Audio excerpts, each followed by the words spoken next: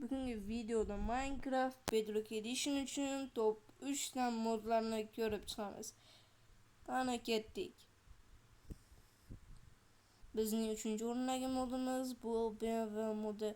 Bu o'yinga har xil BMWlarni qo'shadi va ularni siz xohlagan rangingizga bo'yashingiz mumkin.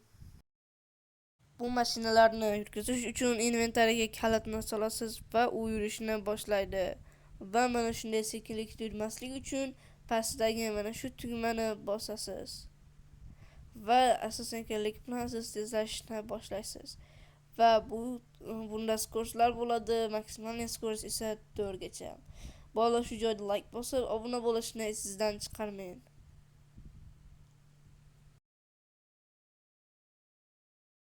Bizning ikkinchi o'rnimizni olgan bu mod qurol modi.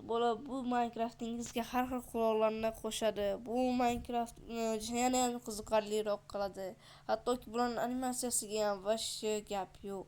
Oltish, hattoki bularni uxlashgacha ham yuqori animatsiya qilib ishlashgan. Hattoki ularni dekoratsiyasi ham bor. Mana ko'rishingiz mumkin.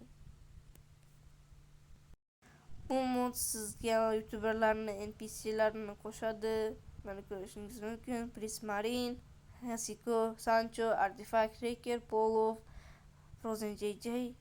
Xullas mana shunaqa NPC'larni qo'shadi. Bular unchalik yetarli emas. Короче, bu modlarni barchasini men Telegram kanalimga tashlab qo'yganman. Telegram kanal описание va kommentariyada bo'ladi. Короче, bola ko'rishguncha, xayr.